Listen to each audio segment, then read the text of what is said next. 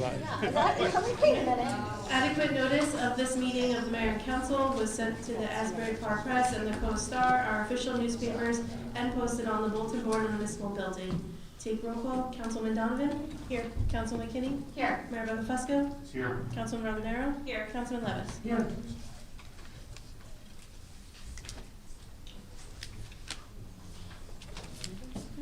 Please stand for the Pledge of Allegiance. I pledge Allegiance to the flag of the United States of America and to the republic for which it stands, one nation, under God, indivisible, with liberty and justice for all. Please remain standing for a moment of silence for our troops, their families, first responders, and especially for Donnie Zessin, who was a member of the Belmar Hook and Ladder Fire Company.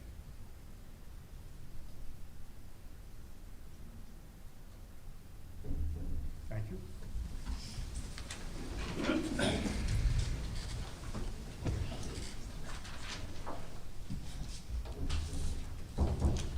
Okay, we're going to start with the workshop.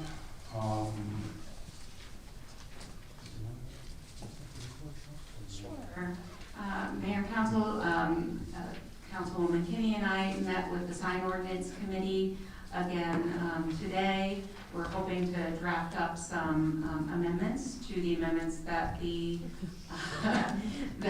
planning board gave to us. And then we're hoping to get that for first reading maybe by our next meeting. Okay, thank you. We're also going to have a short presentation on the affordable housing matters that we've been handling over the last year and a half. And I'm going to introduce our attorney, Francie McMahon, and Christine Bell probably will say a few words too. Marcia. Present from here, or where do you want us presenting from? We can go down, so we can present it right now. All right. Well, that'd be easier if I could just sit down. Thank you.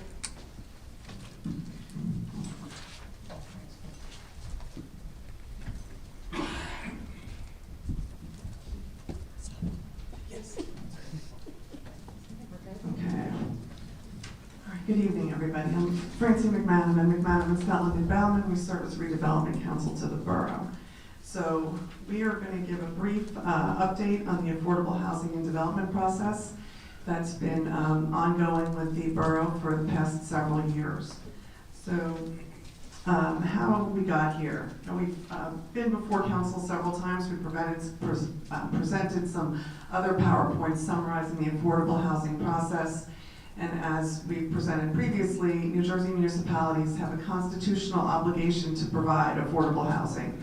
So you often hear it referred to as Mount Laurel, but the obligation to provide affordable housing has been deemed to be a constitutional obligation, and it's also been adjudicated before the Supreme Court and also the subject of a lot of legislation within New Jersey.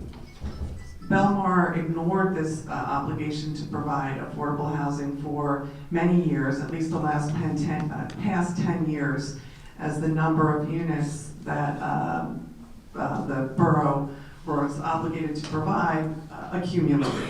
So for the third round, the borough had an obligation to provide a certain number of houses and affordable units, and not only did it not provide those units, it was constructing developments that did not include any affordable units. Back in December of 2022, 4 redevelopers were engaging with the borough to construct large mixed-use or residential projects that did not include any affordable units at all. Despite the ongoing third-round obligation to provide affordable units, these projects did not include any affordable units. By ignoring its affordable housing obligation, the borough was exposed to what's called builders' remedy lawsuits. And these are lawsuits that when a municipality is not in compliance with its affordable housing obligations, it does not have immunity or protection from these lawsuits. Developers are able to file a builder's remedy lawsuit, and that allows them to develop particular properties without any restrictions to the borough zoning or planning requirements. They're allowed to build projects as long as they include 20% affordable, 20% of the overall unit count is affordable. They are not restricted by the zoning requirements of the borough. So essentially, the borough loses control of the planning and zoning over that property. Now, the borough attorney for the borough of Belmar had warned the borough for the past at least 10 years that these lawsuits were likely on multiple occasions, specifically in a letter dated February 11th of 2019. The attorney noted that the borough is willfully deficient in its affordable housing obligations. The attorney goes on to say, I am disturbed that the borough is lacking in this regard and worried about possible litigation in the future and a builder's remedy lawsuit which would leave the borough in great jeopardy. So that was back in 2019. And still, the borough was entertaining projects that did not include any affordable units. It's not only builder's remedy lawsuits that the borough would be exposed to by being non-compliant with its affordable housing obligations. It's also subject to litigation from Fair Share Housing Center. But these borough builder remedy lawsuits have been filed throughout New Jersey. You can see the number of municipalities that have been listed, including most recently one in Palisades Park. This quote from the attorney for Palisades Park is as recent as just within the last few days, as they're dealing with settling 6 separate builder's remedy lawsuits. By filing a declaratory judgment action, a municipality secures temporary immunity from these lawsuits, which is exactly what the borough did in March of 2023. It filed a builder's remedy it filed a declaratory judgment action to seek temporary immunity from both litigation from builder's remedy lawsuits and also from Fair Share Housing Center. Fair Share Housing Center is a nonprofit organization that automatically intervenes in all DJ actions to enforce compliance with affordable housing obligations of municipalities. Now, the borough, as I mentioned, did file a DJ action, and it's once that DJ action is resolved, the borough will be compliant with its 3rd round affordable housing obligation, and it will have immunity from these lawsuits. The borough has met its affordable housing obligations through negotiating with those 4 developers and redevelopers who were already working, negotiating projects with the borough prior to December of 2022. And the borough negotiated over the past year plus to get these projects to be smaller projects for the most part, and including affordable housing units. Okay. So one of the projects, let me use my notes here. Excuse me? We're going to have questions after they're finished. Thank you. Okay, so this is the first project, we call it Markbelt. It's located at River Road, 6th Avenue and Main Street. Notably, the original project, when first presented in 2021, included 131 units with no affordable units at all. So, and the height was at 6 stories at 69 feet 9 inches. There were walkways over River Road connecting buildings and a 50-foot height cap within 30 feet of Main Street. So the final negotiated project is for 139 units with 17% or 24 units set aside as affordable housing. The height has been capped at 4 stories at 42 feet within 30 feet of Main Street, and at 5 stories and 54 feet for the remainder of that triangular block along Main Street. And there's a separate River Road building, and that's 5 stories at 60 feet. So in comparing the original 2021 project to the final project, there was an 8-unit overall increase for 24 affordable units with an overall decrease in height. The next project is the Rapetti Russo project, which is located on Route 35 between 8th and 10th. This project was first presented in March of 2020. It included 250 units, again, without any affordable housing. It was 5 stories. There were several iterations of this project, including one that was presented in September of 2023 for 444 units at 21 stories. There was a project, and then the final project was at 198 units with 10% on-site affordable housing units, which is 20 units, and a 5% payment in lieu for the 10 units, which is $2 million, which will be deposited in the borough's Affordable Housing Trust Fund. The height of this project is capped at 4 stories. So the overall unit count between the March 2020 project and the final project was reduced by 52 units and 1 story, adding 20 affordable units and a $2 million payment into the Affordable Housing Trust Fund. The next project is the Sackman project at 708 Main Street. Initially, this project back in 2021 was at 45 unit count with, again, no affordable units. There were several iterations of the project. In October of 2023, it went up to 59 units, 20% affordable units, and then the final project was negotiated to be 56 units with an 18% or 10 units set aside for affordable housing. So, and capped at 4 stories and 54 feet. So while this is an 11-unit increase, there is an addition of 10 affordable units with a 3-foot increase in the building height, but it's important to note that it does now include the affordable units. And then 16 10th Avenue, when presented, there's not much of a difference between this except the inclusion of the affordable units. When this was first presented in 2022, it included 12 units with no affordable units. By the final negotiations, it remained at the 12 units, but then there was a 20% set aside plus a payment in lieu, as you can see.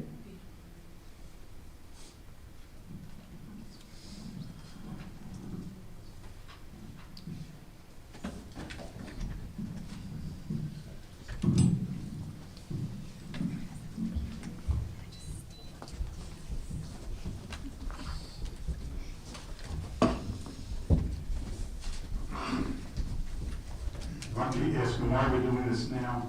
On tonight's agenda, there is a first reading of an ordinance which will be modifying the Seaport redevelopment plan to accommodate the 4 units that you just heard about. And it is the first reading. Second reading will be at the next council meeting.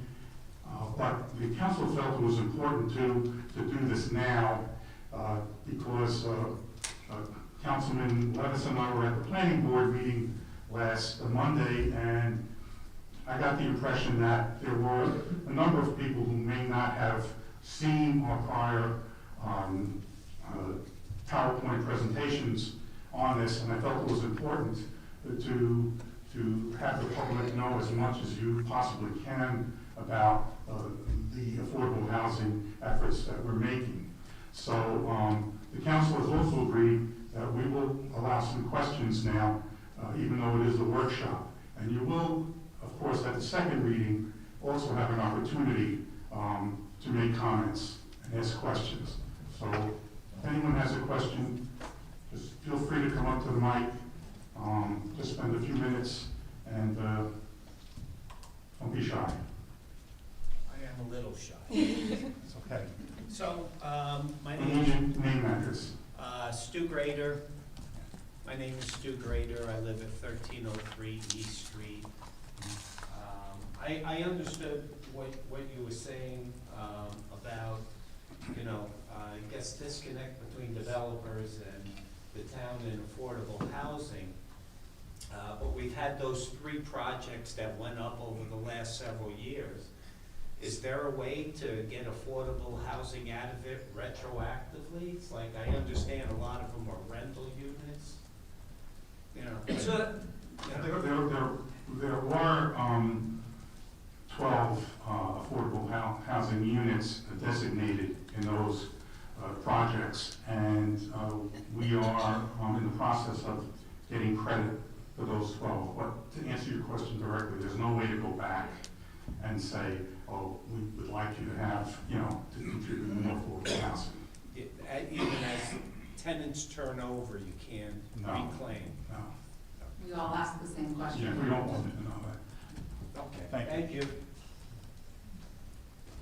They count, no.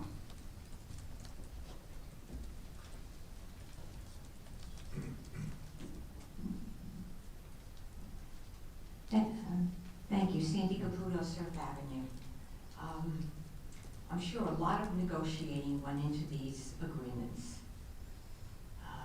But the Mediterranean, which has 198 units, is only going to give us 20 affordable units, half of what they really should be doing. They were supposed to do 15%, they're going to pay for part of it, and it feels like we're not getting enough out of that development.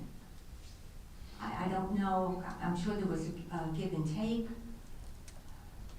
but I'm not going to say specifically about the Mediterranean, but usually the negotiations were over typical things like size of the development, number of affordable housing units, the amount of parking. All of those were issues that each one of those developments had to be dealt with.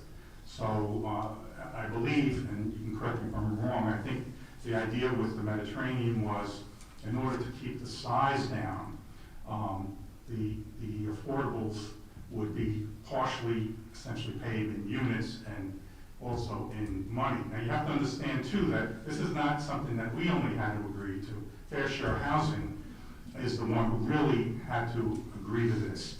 And the $2 million that's going into the Affordable Housing Trust Fund will allow us to do other things in the future in the affordable housing arena. So could I explain it pretty accurately? I would just like to add that the $2 million is, the borough is getting credit against its affordable housing unit obligation for that $2 million. So it's as if they're getting the credits for the units in the form of a payment in lieu. So. all right, thank you. I thought, and maybe I didn't hear it right, I thought I heard at the planning board that even though that payment will be made, the borough still has to make good on those units. They're not really built units, and the borough will have to build those units. The units will have to be built with the $2 million, but the borough is getting credit against its obligation. It's not generating an obligation that project is not creating a deficit. It's not generating more units than it's providing. It's satisfying the affordable housing unit obligation that it's generating. Okay, thank you. Something else, I heard a couple times that maybe it's not a good idea to have all of these developments started at the same time to make a mess of this part of town.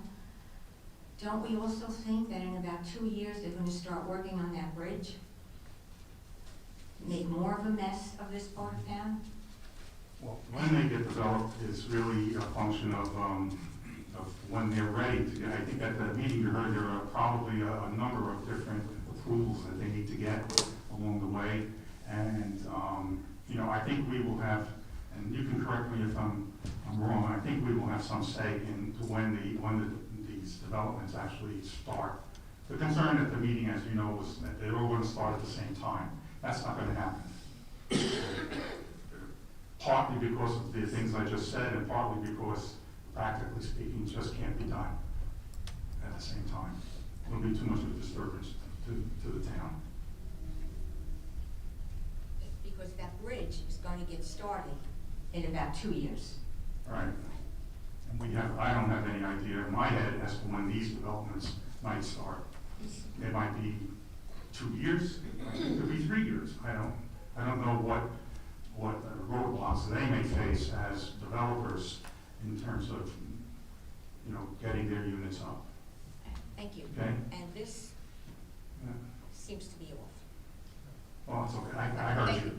Okay. Well, I don't know if there are any more questions. Actually, Mayor, can I ask a question? Yeah. While we have the attorneys here, can you enumerate for me what we can use the Affordable Housing Trust for? Whoever can answer that? There we go.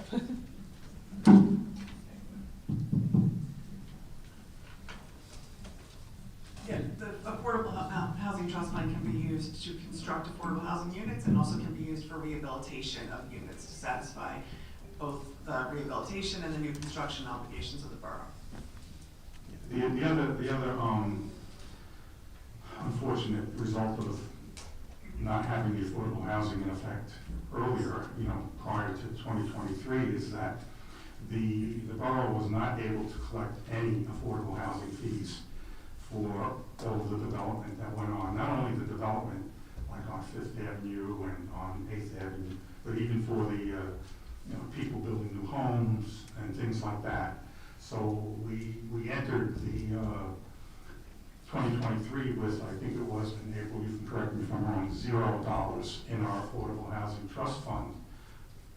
You wouldn't happen to know how much we have right now. Ballpark. Do you remember that number? You just said, I don't know that. Hold on, I can tell you. But since we passed the ordinance back, and I don't know exactly when it was sometime after we got court approval when they said we could pass that ordinance. We have 156,762. Okay, so we have 156,000 ballpark, and once the, these developments are done, we'll get that $2 million from the Mediterranean, and that will also go into the fund. And in the meantime, money's still being put into that fund so that, it will grow over time. When you say rehabilitation, Can you guys hear me? That's better. When you say rehabilitation, does it have to be specifically of the building, or it can be of the area surrounding the building, or the infrastructure around the building? I think it's primarily the building. I think it's limited to the I think it's limited to the building. And, to the mayor's point, the funds that are in the Affordable Housing Trust Fund are subject to approval by the court of the Housing Element and Fair Share Plan, which is wrapped into this whole declaratory judgment action. So the borough's not been able to spend any of the funds that are in that trust fund until the court approves its Housing Element and Fair Share Plan. If I may ask one further question, because I heard it floated around that we should vote this down and take our chances working directly with the developers. If that were to happen, what are the chances that we are under fair share housing? We are not within, that fair share housing isn't aware of us and wouldn't sue us immediately. Like, is that? You are definitely on Fair Share Housing's radar screen. We're currently negotiating with them on a settlement. And as far as, you don't need to speculate too much as to what the lawsuits would look like. You saw we just presented what one of the projects had presented. I think it was 444 units and 21 stories. So that was an actual concept plan that was submitted. So the builders were ready with very large, dense projects. And as we said, once you lose control of your zoning, and Fair Share Housing is encouraging, a certain number of affordable units, minimum 20%, it increases the density, which leads to increased height. actually I have one more. I was looking at, I know there was something like 160 towns within New Jersey that had, I don't remember if they sued, they did some type of action. Do you know what I'm referring to? This is the fourth round. You're talking about the fourth round? Mm-hmm. So that's their fourth round numbers. This, all that we're talking about tonight, and all these projects, the borough is still, since it didn't do anything for a long period of time, is still trying to satisfy its obligations under the third round. You have taken some actions which were required under the statute to be in compliance with the fourth round. You're meeting all the steps and the milestones under the fourth round, but the litigation that's been recently filed has to do with the numbers that came from DCA as far as the affordable housing obligations for each municipality for the fourth round. Mm-hmm.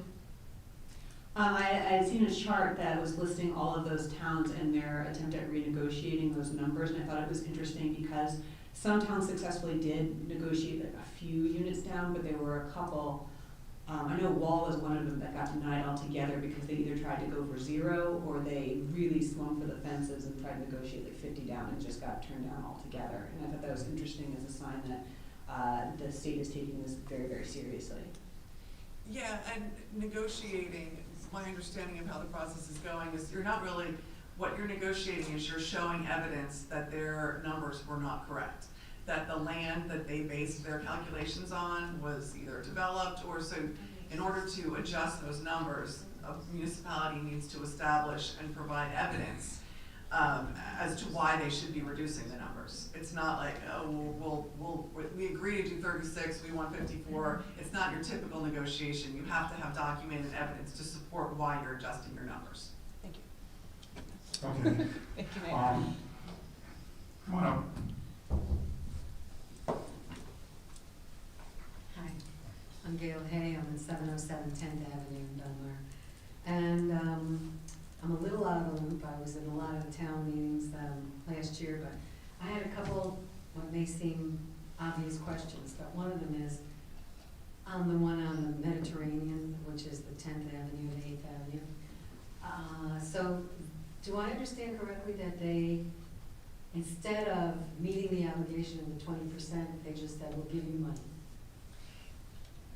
They're meeting their obligation of 15%. Under the third round, there was generally the obligation for rental units was 15% and for sale is 20%. That's generally what the rules are. Fourth round is pretty much 20% across the board. We're still in the third round. We're trying to wrap up the third round. When you say this third round and fourth round, what does that mean? Yeah, there are different rounds that should have lasted 10 years, for periods of 10 years. The third round, just because of a lot of administrative issues within the state, has been expanded to at least, I think it's 15 years, so it's been going ongoing. And once the third round is basically ended and the fourth round is starting in July of 2025, I mean, there's already procedures underway, but I think officially it starts in July of 2025 for the fourth round. So they're really trying to wrap up municipalities who still haven't satisfied their third round obligation. There's different obligations generated for each round. So if a builder has enough money to say, we don't want to meet that obligation percentage-wise, any builder can come in and say, we'll give you more money. No, Instead? this was part of, this, as the mayor mentioned, this was part of a lot of negotiating, and that has to be approved by Fair Share Housing. They are providing 10%, 20 units on site, and then they're providing $2 million to the trust fund, right? And that $2 million counts towards, it's not as if they're not, that still counts towards 30 units. They're generous, so which is their 20% requirement. So they're meeting their requirement, or their 15% requirement, I'm sorry. They're meeting their 15% requirement with 10 on-site units and a payment for 5%. And that was what was negotiated in order to keep the density down. Generally speaking, you have to have about 4 market rate units to cover the cost of an affordable unit. So you can do the math. Okay. You increase height, you increase density, you increase, all the other things that come along with that. Okay. Thank you. The other question I had, and again, I apologize, I haven't been to meetings in the last couple months, but the last meetings I was at, is this a fait accompli? All of these are already approved? And at the heights that you showed in your, and the dimensions that you showed in your presentation? Yes, we're just waiting for the court's approval on all of Okay, the sides. because I know that the meetings, many of the meetings that I went to, people were presenting a lot of concerns about infrastructure, about traffic control and traffic patterns and all. And I know that there were issues on the traffic patterns, reports and all, and now I understand somehow somebody must have been satisfied with those, because otherwise it wouldn't have been approved, right? But I don't recall hearing or seeing or reading anything about those things that were brought up by your neighbors. The main concerns that were voiced by quite a few people in town. How did they get negotiated? I mean, what was the final, was the traffic report, for example, something that showed that, hey, this is gonna be acceptable? Because I live on 10th Avenue, okay? And I see on a Thursday night in the winter, the cars backed up when the train comes to Main Street, and that's February. So I'm wondering, did anybody finish these reports? Did anybody report to us on them, and I just missed it, or what? I don't know. Yeah, some of those issues will be addressed at the planning board level. Excuse me, I'm sorry. Those were things that were brought up a year and a half to all through last year. So, and they were brought up here as main concern, and many of you had questions about them, I recall. Let me just interject too.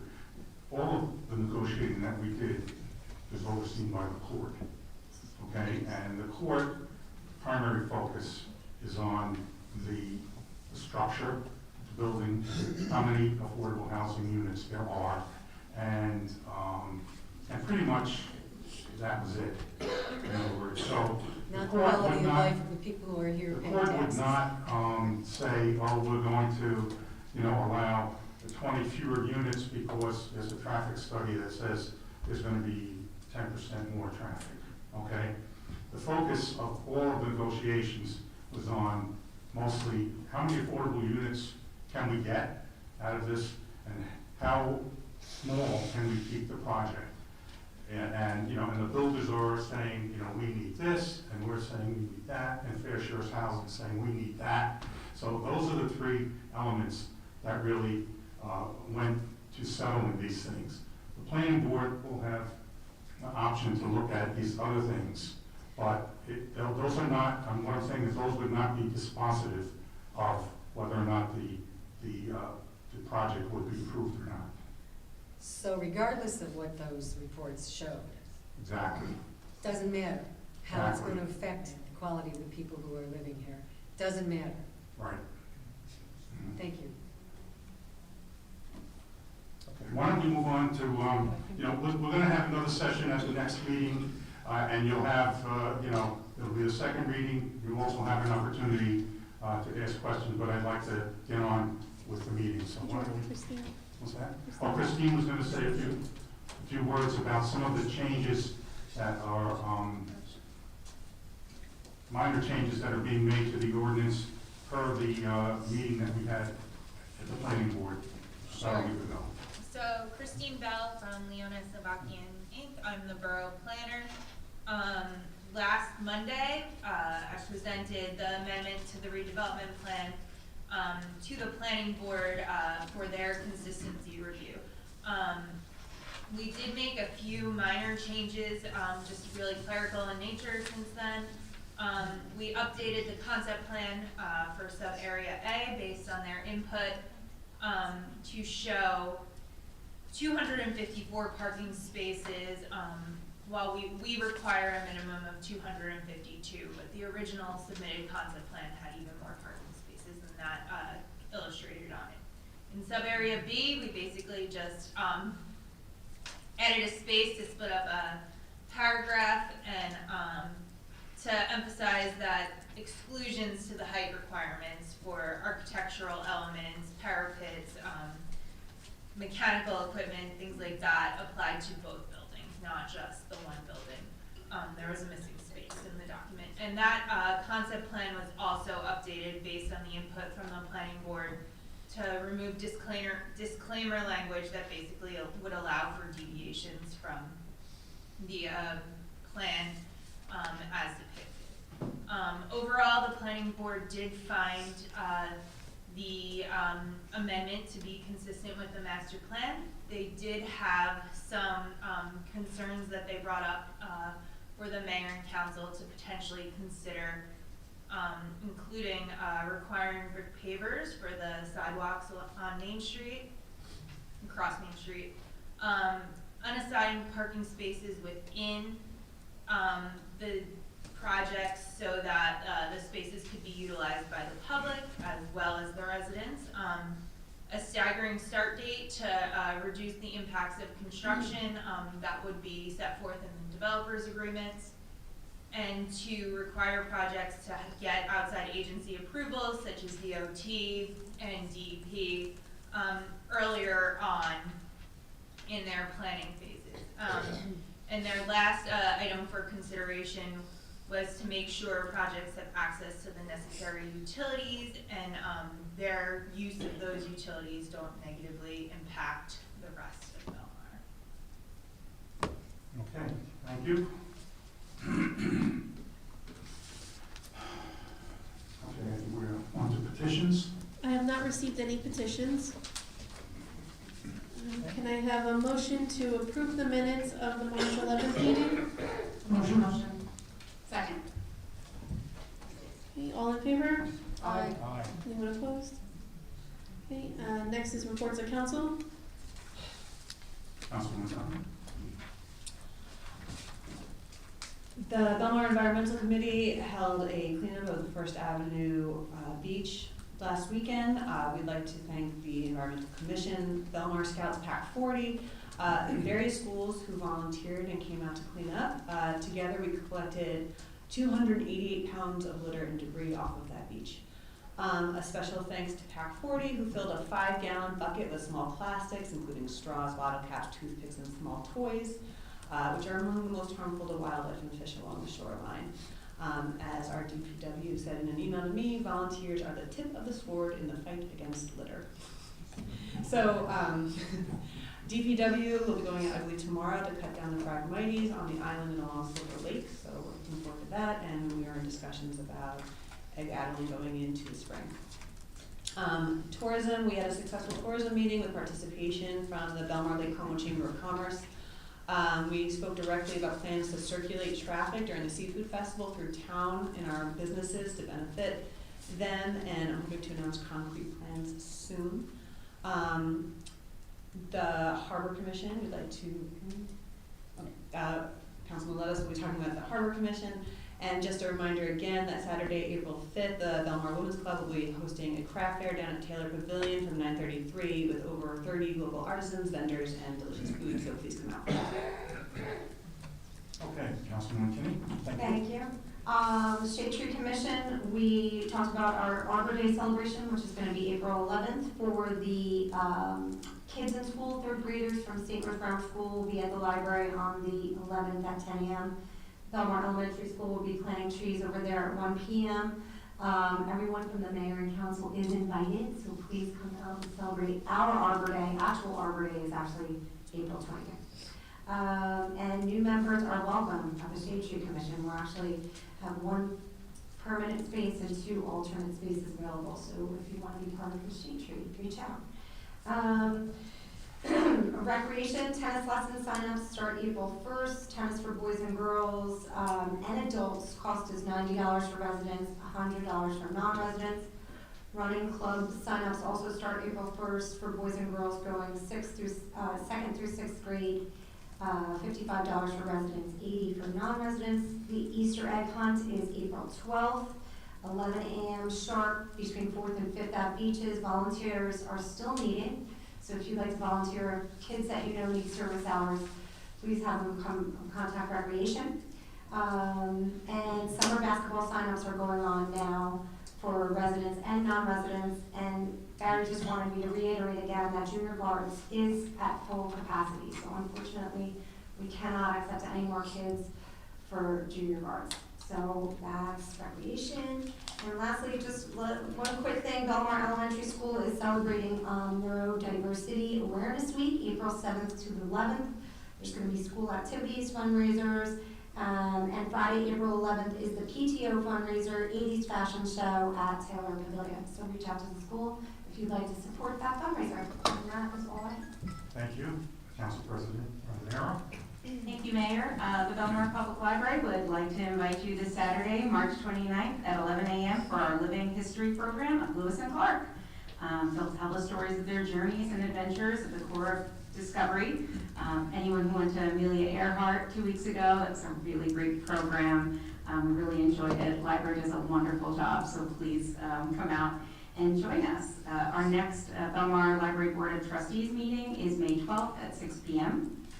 The New Jersey Department of Community Affairs Weatherization Assistance Program met with Executive Belmar Housing Authority Director Paul DeSantis last Monday to tour the building. We're hoping that we can get some assistance from them to help weatherproof the building, and they do have an engineer coming out to do a further study, so that's good news.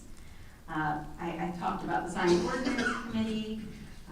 We had such a good time, my family, and I cleaning the beach. Thank you so much to the Belmar Environmental Commission and DPW and everyone who was involved. That was a blast.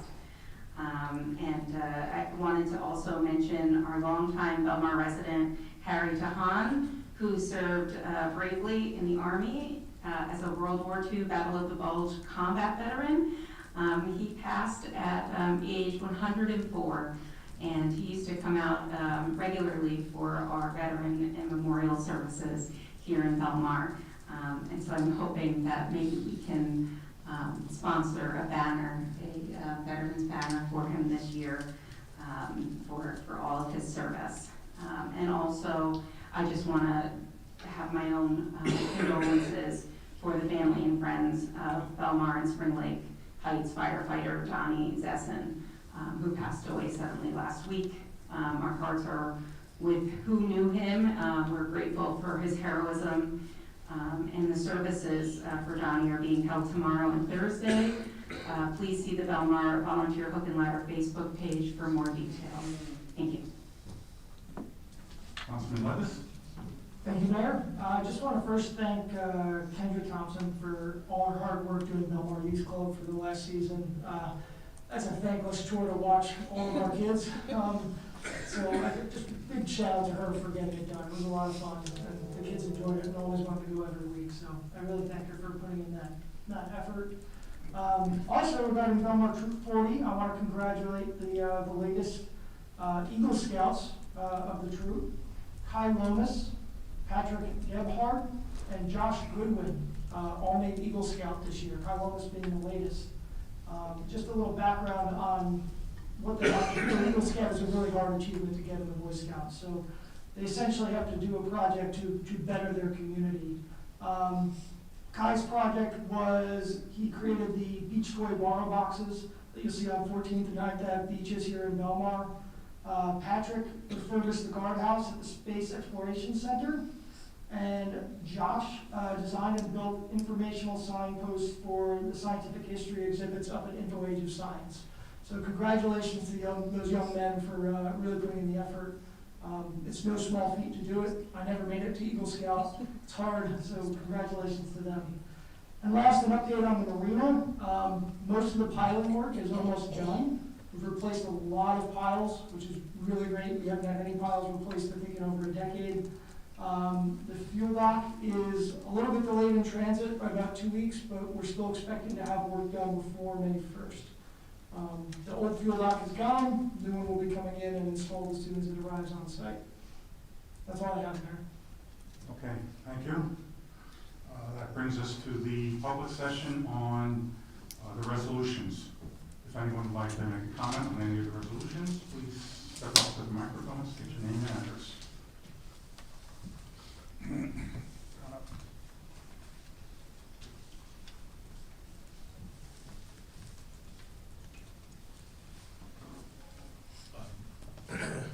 Bill Merkler, 219 2nd Avenue. I just had a question on the surf camp.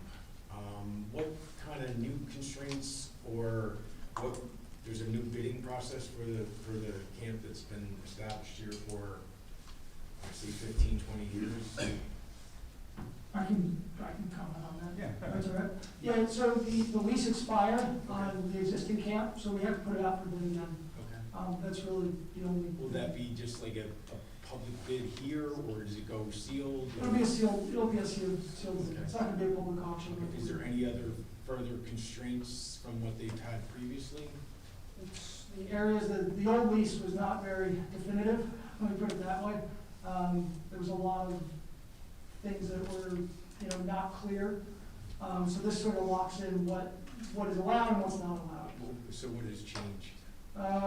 We clearly defined what the area is gonna be. We clearly defined things that had previously been, nods and handshakes. So they're actually defined in the lease, things like having a portable tent or having a storage shed to be able to store equipment and surfboards outside. So there's gonna be a portable tent, or you took that away? No, it's permitted in the lease in the language that's there now. And the current operators were involved with the lease, the new terms of the formation that you came up with? So they provided input, but we're not allowed to write anything directly for them. It is still an open bid. Okay. I really encourage it because it is such an amazing program for our town to have. Everyone that we sell homes to and neighbors have asked me, what can my children do? Obviously, junior guards is at capacity. I would do whatever we can to keep summertime surf. They've been great. I see them involved on the beach with their children. It's not just a day camp where you drop your kid off. They're learning, a lot of safety in surfing, it's a great activity for children. Anything we can do to keep kids off phones and off computers. So I just wanted to mention, I hope they win the bid because they've done an amazing job in the past. Thank you. If I may just make one comment though about the sheds, we're still kind of working that out with DEP because there have been some regulations about stuff we can put on the beach. Okay. So in as much as we would love to have storage for everybody, lifeguards, summertime surf, or whoever our surf camp is, we're still kind of working that out. Is that right, George? We were gonna work with our borough engineer. Well, I have Jim Morris taking a look at it, but it's my opinion that we're permitted to put temporary structures related to tourism on the beach, provided that they're removable within 24 hours. So within those parameters, we can permit sheds on the beach. Another thing that we've changed for safety purposes and from the comments that we've heard from Summertime Surf and those who have had children in the surf camp is we've created a buffer now of at least 100 feet away from that pier. Because it kept moving north and north and north, and it really wasn't that safe to be that close to the pier. Yeah, I mean, this directly impacts me. It's literally at the end of my street, and they have done an amazing job and really, bring a great community, family-oriented program to our town. Yeah, I think every single person up here has sent their kids to this. Yeah. We're with you. Okay, thank you. Anita Buckley, First Avenue. As elected officials, I assume you represent the whole town and their diverse interests, even if you don't share them. To this point, I'd like to educate you on the culture of surfing in Belmar shoreline. My brothers Joe and John and their friends are part of the original surfing society in Belmar in the 70s. Surfing is a big deal. Since the 70s, surfing teams at the high school have been created, competitions, autism events have come to Belmar, and the water rescue team is a direct result of Belmar surfers. Another major offshoot is the creation of the surf camp, which is the brainchild of a local with a business plan. In 2004, he created the surf camp to bring love and surfing and water safety to society as a whole, not just us lucky enough to be by the ocean. With hard work, long hours, and his love of surfing, he has become well respected. His camp fills every year local families and visitors. He employs many locals, and some of the students have gone on to a professional level, crediting the surf camp. Belmar should be honoring and highlighting him as a successful business story. Instead, we're making issues where there need not be any. Over the years, we've shortened his timeline, given him less room to work, and made it too difficult for him to continue in the town that he loves. Why? I live right there. It's not a bother. I personally feel this is unjust, and the way you're treating him is unfair and biased. There's no reason for the camp to go out to bid, except to hurt Sean himself directly. None of you seem to understand that surfing is the pulse of Belmar. None of you seem to understand how deep the commitment to surfing is. Why ruin a man's business? I have to ask why the commercial boat slips in the arena don't go out for bid. Sure, because a man with 3 children might lose his business. Sean, also a man with 3 children. Why does Junior Guard get everything it needs? Because the council people have interest in that. What about surfing? As I started, my brother belonged to the 70s surfing scene and were part of the original water rescue team. They had beepers and ran on the beach. By attacking Sean, you're attacking me, my brothers, my friends, and the legacy on the Belmar coast. Surfers' lives matter, and surfers vote. Thank you for your time. Can I respond to that one? Any other? Anita, I am a surfer, and This is not a comment session. That's a It's comment not a comment session. No session. response. Remember, there's no questions and answers. No response. Any other comments? Okay, let's move on to ordinances. Can I have a motion? Can I have a motion to close the public session? Motion? Second. All in favor? Aye. Okay, can I have a motion to adopt the resolutions as listed on the consent agenda? I'll make the motion. Second. Okay, Councilwoman Donovan? Yes. Councilwoman Kinney? Yes. Mayor Buckle-Fusco? Yes. Councilman Romanero? Yes. Councilman Levis? yes. Next is ordinance 2025-7. This is an ordinance amending and supplementing Chapter 19, Traffic, Section 12, which is time limits. This is to include time-restricted parking on the west side of Main Street between 11th Avenue and 12th Avenue during certain hours. Do we have a motion to offer this ordinance for first reading and introduction? I'll make the motion. Second? Okay, Councilman Donovan? Yes. Councilman McKinney? Yes. Mayor Buckafusco? Yes. Councilman Rondero? Yes. Councilman Levis? Yes. Next is ordinance 2025-8. This is an ordinance approving and adopting an amendment to the amended redevelopment plan for the Seaport redevelopment area. Do we have a motion to offer for first reading and introduction? Mayor, if I may, I just want to clarify for the record that Ms. Bell noted the comments and concerns that are included in the report from the planning board. They are not recommendations, and the redevelopment law, there's a statutory requirement that recommendations be addressed by the council, but these were comments and concerns. They were not included in the report as recommendations, so there is no required council action. And as noted by Ms. Bell, again, for the record, that the planning board did find the proposed amendment consistent with the master plan, which is what is required under the redevelopment plan. Thank you. Okay, thank Under you. the redevelopment law. Thank you.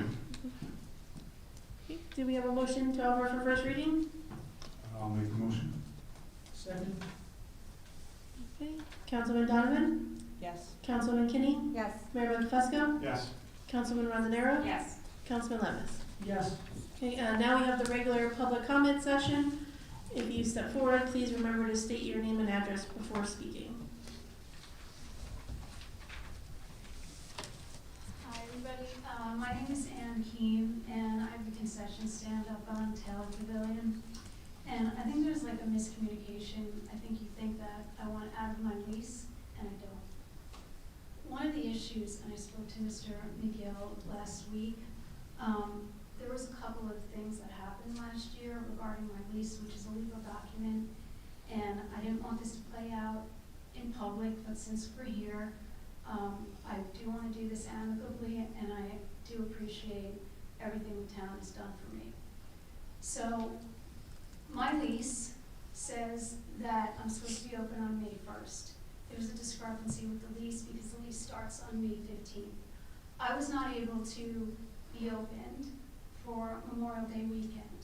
There was construction that was going on, and when I handed in my check over here, I said, do you think we'll be good for Memorial Day? The person said yes. I knew that it was a race against time, and people were working really hard to finish Taylor Pavilion. But I was not able to open it, and believe me, if I could have opened on Memorial Day weekend, I would have, because it's a huge weekend for the Jersey Shore. So I didn't really say anything, and then June's rolling around, and I have my equipment that was delivered before Memorial Day weekend, and I didn't have sufficient electric. I was told by somebody up there to use extension cords. It's against the law to use extension cords, I believe, for commercial equipment. It's also a fire hazard, and there's also not enough juice in an extension cord. It gets diluted to support what a commercial restaurant equipment needs. So I have like 3 refrigerators, 3 freezers, a stove, an oven, a toaster, a coffee grinder, a bunch of stuff. And believe it or not, well, I'm really grateful that the town spent $4,000, and that's how I know that you guys know that there wasn't enough electricity up there. Okay, I know when I spoke to you, Mr. McGill, you said there was an electrical board, and I thought the same thing. But what happened was, this is what was explained to me, that the electrical board, yes, it was there and it was working, but because of the new additions to the bathrooms, the electric wasn't coming through. And I did not have, yes, there were sockets there, but the juice was not going into the sockets. And when I plugged it in, my stuff didn't work. So the DPW was really nice. I told them, you know, I have to have electric. They hired somebody, the electrician that was working on the electric called out sick that day, and everybody was scrambling to get me electric, and that was really nice. So, then the next thing that happens is Juneteenth. That was a great day, live business. It was one of the best weekends that I had. Then I get an email, which I didn't see, for July 4th, and it says, closed down. And I'm like, I didn't even see it. And then all of a sudden, I have a line down the boardwalk, and it was raining, and that whole deck is filled with people. And the line is down the boardwalk, and I'm going through my phone, and I see that I have an email that says you have to close down tonight. But luckily, somebody saw how jammed I was, and they let me stay open, which was very nice. So this leads me to the third thing, which is my lease. And in my lease, it says that I am supposed to be a preferred caterer for the Taylor Pavilion. I paid $66,000 for that lease. And the reason I paid that was because I thought that I was going to be a preferred caterer. Now, $66,000 is just the start. I had a lot of CapEx that went into my first year, which was my choice, and I bid on that. And I, Mr. McGill, accept that responsibility. But I accepted that responsibility with the understanding that I would be a preferred caterer. As you know, catering is a lot different than pumping out food on the boardwalk. My average cover is about $15, and while I do a lot of volume, if I was able to be a preferred caterer for Taylor Pavilion, that would have been a huge game changer for my business. The covers on catering are significantly different than they are for boardwalk concession food. I still had a decent year, but I would really appreciate it. I just looked and I've asked, and this is mind-blowing to me because I have asked, by signing the lease, number one, to be granted preferred catering status. I sent an email to somebody and I had a conversation with somebody on the boardwalk. And I looked at the Taylor Pavilion website over the weekend, and I'm still not on the preferred catering list. This is in my lease. It's a legal binding document. It's a contract between two parties that I signed and I gave you money for. And Mr. McGill, while I appreciate your offer, after I said to you, I explained the situation, you said, well, we're going to let you out of the lease, but you have to sign something that says that I won't seek damages. I never wanted to seek damages. I don't want to sign an agreement that gets me out of my lease.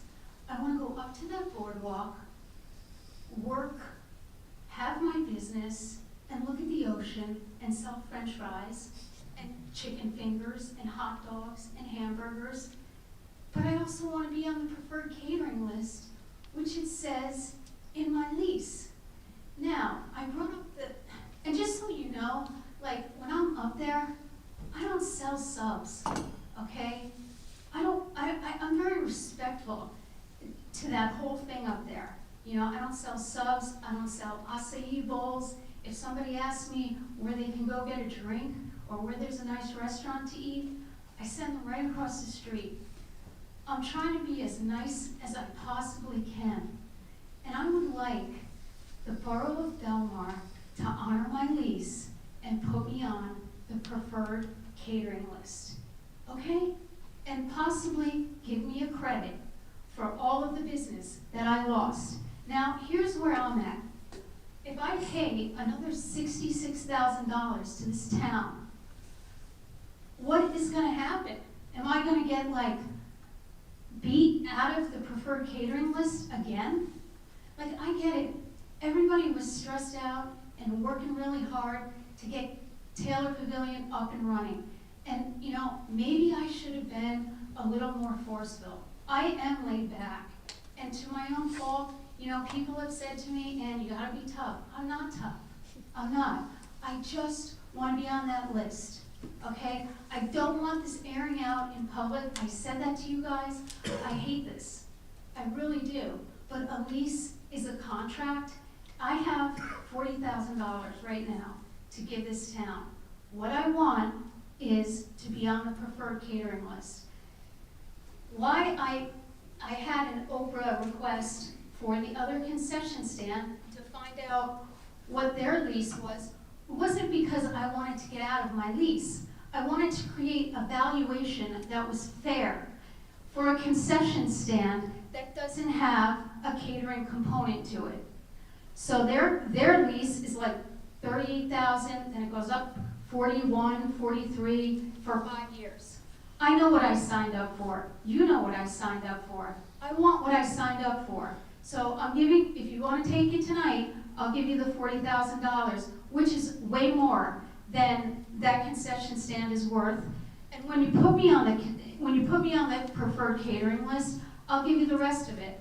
And if you find it in your hearts to give me a credit because you beat me out of a month of revenue from the middle of May to the middle of June, and you beat me out of the preferred catering list, that's on you.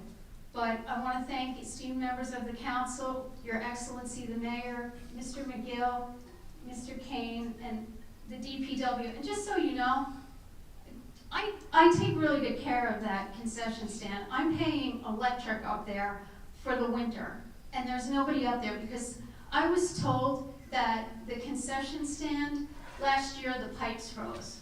And that whole thing, there's copper pipes that are front-facing along the ocean. I maintain that. I make sure the heat is on when there's a cold snap. I do.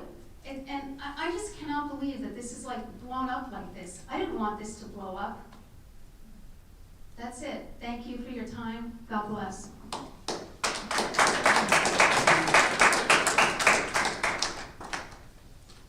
Any further comments? Okay. Can I have a motion to close this?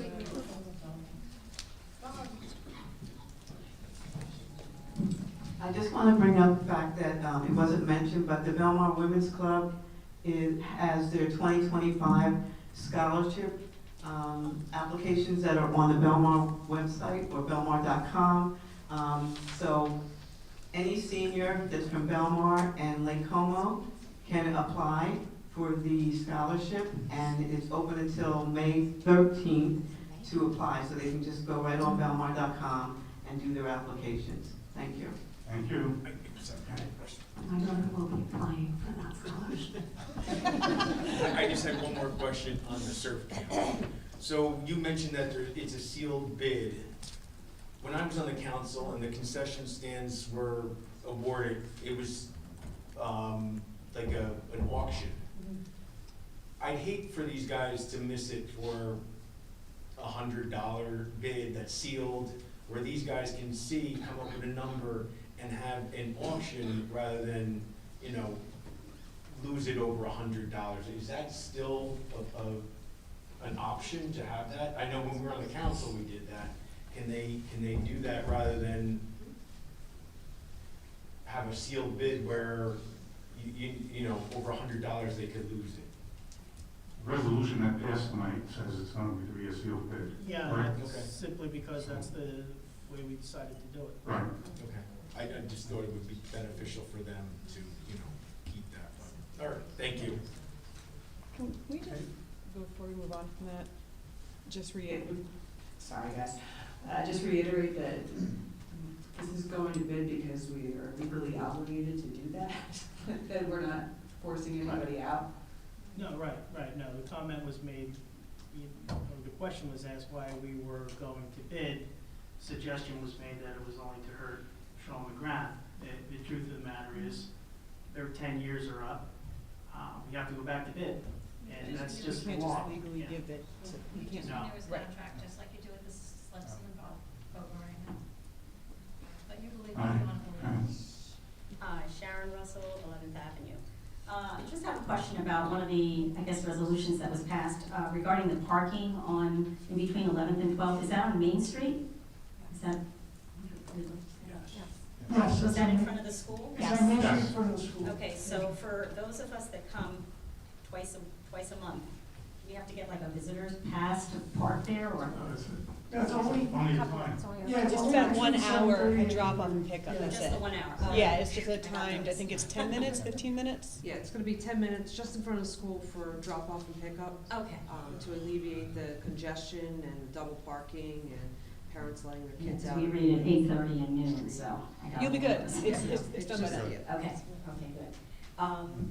Second thing, I just wanted to reiterate about the sailing program. I don't think it was mentioned, but there is a sailing program for the kids. My daughter was in it years ago, so if you have a chance to sign up for that. I have nothing to do with it, but I am a friend of the Friends of Belmar Harbor, that's a great program. It is a great program, yes. The next thing is, I've lost my, That's okay, my voice is loud enough. The dock, I know that you're in with the harbor. I was there yesterday, off of 9th Avenue Pier. There's one dock that's completely tilted. I can show you the picture. It needs to be repaired. We're trying to get any ancillary work we can done while we're here, just because the mobilization costs alone to get that barge and the crane out are high, so anything else we can do, we're looking at doing. great. A couple of other things they have to do with the infrastructure. Street paving, the roads they're really I getting. just signed something this afternoon for the Fifth Avenue, but we don't have a date yet as to when they're gonna start. So do we have a schedule of the different streets? Because I know 15th was done. Yeah, I think we talked about that before, about putting up the schedule for the streets. Yeah, our engineers completing the road inventory. I went over with them yesterday, and there's a pre-construction meeting on the road project on Thursday. Yeah, we will have a list, at least of the I figure more it recent probably, ones. yeah, I that figure are it probably done. won't start till fall because we're gonna have so much traffic during the summer, but yeah, some roads are really. Two things that I know have been something that I've been very concerned about are house numbers. I know that sounds ridiculous, but summer's coming, and a lot of houses do not have numbers on them anywhere. And one of the things I had hoped that maybe one of the Eagle Scouts would pick up would be to maybe paint on the curbs the house number. You know, some people don't want it right on their houses, but right on the curb in front of their house, they can put the number 111, 113, you know, and so on. Only because in the summer, I don't know about you, but we get a lot of knocks on our house door, and it's not us. It's not for us. It's for like the house next to us or 2 houses down, because there are no house numbers. So they come to our house because we have a house number, and they'll ask, where is the other house? And I'm like, 2 o'clock in the morning, thanks so much. So yeah, that's something I would love to have happen. And then of course, down the road, sidewalk repair. So, thank you. Come on up.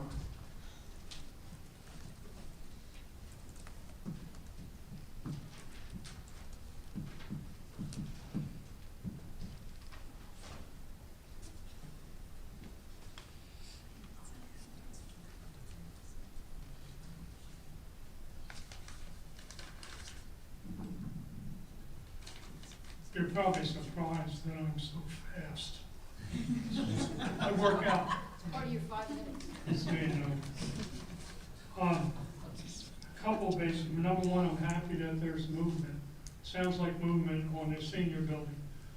And I'm sure the seniors will appreciate it.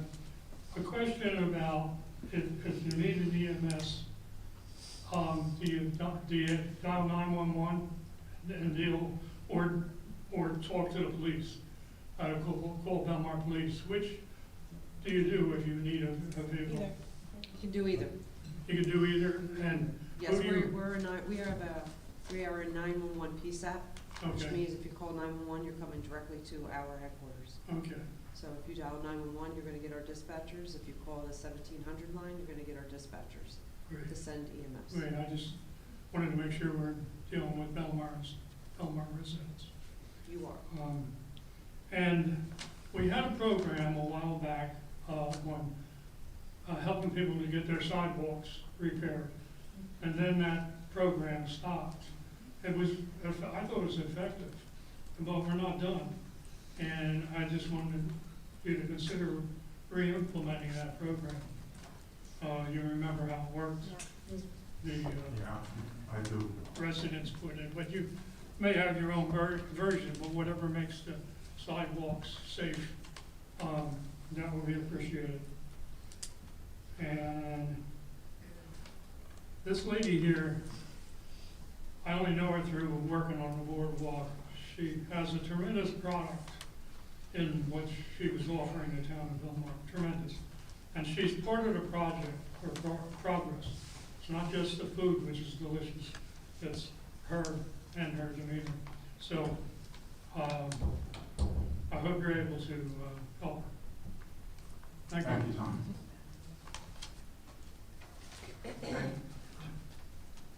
Can I have a motion to close the public session?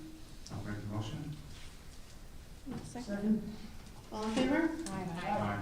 Next we have Resolution 2025-71. This is a resolution authorizing executive session. Whereas it has been determined by the Borough Council that it is necessary to discuss the following specific matter at its regular meeting in the absence of the public, which is contract negotiations. Whereas the Open Public Meetings Act permits the Borough Council to exclude the public from that portion of a public meeting during which such matters are discussed. Now therefore be it resolved that the Borough Council shall recess into a private executive session from which the public shall be excluded to discuss the above referenced matters, that the scope of the aforesaid executive session shall be limited to the above matters, that those matters discussed in executive session shall remain confidential until such time as the need for confidentiality no longer exists as determined by the borough attorney, and that minutes of the closed session shall be taken and be kept free from public review until such time that the need for confidentiality no longer exists, and that the regular meeting of the Borough Council shall resume after the private executive session, at which time the Borough Council may take action in reference to the topic discussed. Do we have a motion to offer that resolution for adoption? Motion. Second. Councilman Donovan? Yes. Councilman Kinney? Yes. Mayor Buckafusco? Yes. Councilman Rondenaro? Yes. Councilman Levis? Yes. So we are going to go into an executive session. We will be coming back out to adjourn the meeting.